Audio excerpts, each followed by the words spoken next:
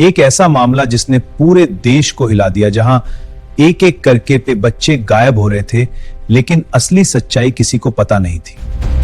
यह घटना नोएडा के नितारी गांव की है, जहां कई परिवार अचानक अपने बच्चों के गायब होने से परेशान थे। एक एक करके कई बच्चे गायब हो रहे थे और परिवार पुलिस के पास बार बार शिकायत कर रहे थे। इंडियन पुलिस यूनिफॉर्म में पुलिस ने रिपोर्ट्स तो दर्ज की, लेकिन शुरुआत में इसे सामान्य मिसिंग केस माना गया।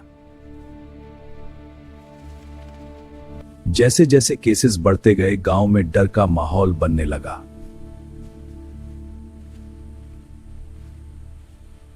कुछ लोगों को एक खास घर पर शक होने लगा, जहां से अजीब गतिविधियां देखी जा रही थी। जब पुलिस ने उस एरिया को चेक किया तो उन्हें कुछ ऐसा मिला जिसने सबको चौंका दिया।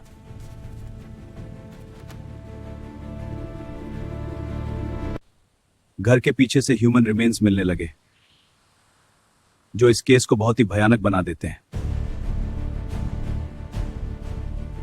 पूरे एरिया को तुरंत सील कर दिया गया और इन्वेस्टिगेशन तेजी से शुरू हुई।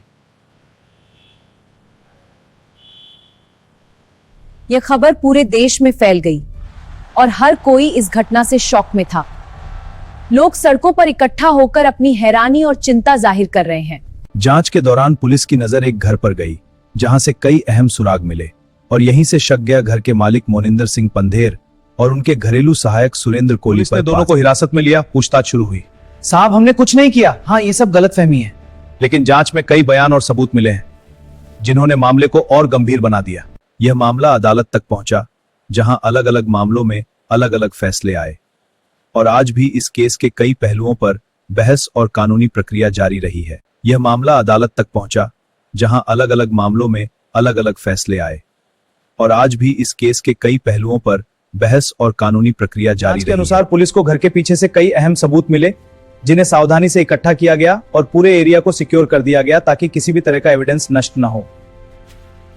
रिपोर्ट्स के मुताबिक फोरेंसिक टीम ने मौके पर डिटेल जांच की, सैंपल्स कलेक्ट किए गए और हर छोटी चीज को केयरफुली एनालाइज किया गया ताकि सच्चाई तक पहुंचा जा सके। तुम कहां थे रात 10 बजे?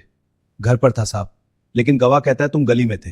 हाँ, और ये फोन रिकॉर्ड भी यही बताते हैं। नहीं साहब, वो झूठ बोल रहा है। हम हर बात क्रॉस चेक करेंगे। जांच के दौरान कई ऐसे बयान सामने आए जो एक दूसरे से मैच नहीं करते थे, जिससे केस और ज्यादा कॉम्प्लेक्स बनता चला गया। इस केस पर मीडिया कवरेज बढ़ती गई और पब्लिक प्रेशर भी बढ़ने लगा, जिससे इन्वेस्टिगेशन को तेजी से आगे बढ़ाना जरूरी हो गया। डार्लिन, रिपोर्ट्स के मुताबिक मामले की गंभीरता को देखते हुए जांच को हायर एजेंसी को सौंपा गया ताकि इम्पार्शियल और डिटेल्ड इन्वेस्टिगेशन हो सके। तब मामला अदालत में पहुंचा, जहां सुनवाई शुरू हुई और दोनों पक्षों के आर्ग्यूमेंट्स के साथ एविडेंस को केयरफुली प्रस्तुत किया गया और अलग अलग मामलों में अलग अलग फैसले सामने आए और यही वजह है कि यह केस कानूनी रूप से काफी कॉम्प्लेक्स माना जाता है।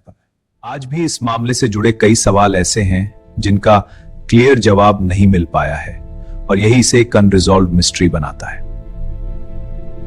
यह केस हमें सिखाता है कि हर डिटेल कितनी इंपॉर्टेंट होती है और इन्वेस्टिगेशन में छोटी गलती भी बड़ा असर डाल सकती है। यह मामला सिर्फ एक क्राइम स्टोरी नहीं है, बल्कि उन परिवारों का दर्द है जिन्होंने अपने बच्चों को खो दिया और आज भी उनके सवालों के जवाब पूरी तरह नहीं मिल पाए हैं। यह सिर्फ एक खबर नहीं थी, बल्कि उनकी जिंदगी का सबसे बड़ा दुख था, जो कभी पूरी तरह खत्म नहीं हो सकता है। यह घटना हमें सिखाती है कि सतर्क रहना कितना जरूरी है और हर छोटी जानकारी को गंभीरता से लेना चाहिए। हम उन सभी विक्टिम्स को श्रद्धांजलि देते हैं और उनके परिवारों के प्रति अपनी संवेद करते हैं। अदालत के फैसलों के अनुसार घरेलू सहायक सुरेंद्र कोहली को कई मामलों में दोषी ठहराया गया और अलग अलग मामलों में सजा सुनाई गई, जबकि इस केस की कानूनी प्रक्रिया कई चरणों में आगे बढ़ती रही गई। बाद में उच्च न्यायालय में सुनवाई के दौरान कुछ मामलों में सबूतों और जांच पर सवाल उठे और रिपोर्ट्स के मुताबिक कुछ आरोपों में राहत भी मिली, जिससे मामला और ज्यादा जटिल हो गया है। आज की स्थिति में यह केस अलग अलग फैसलों और अपीलों के कारण जटिल बना हुआ है और कई पहलुओं पर अब भी बहस जारी है। इसलिए पूरी तस्वीर को समझने के लिए आधिकारिक रिकॉर्ड और कोर्ट के नवीनतम आदेशों को देखना जरूरी है। डिटेल्स काफी शॉकिंग है। मैं इसकी पूरी सच्चाई निकाल रहा हूं। तब तक लाइक, शेयर और सब्सक्राइब करना मत भूलना।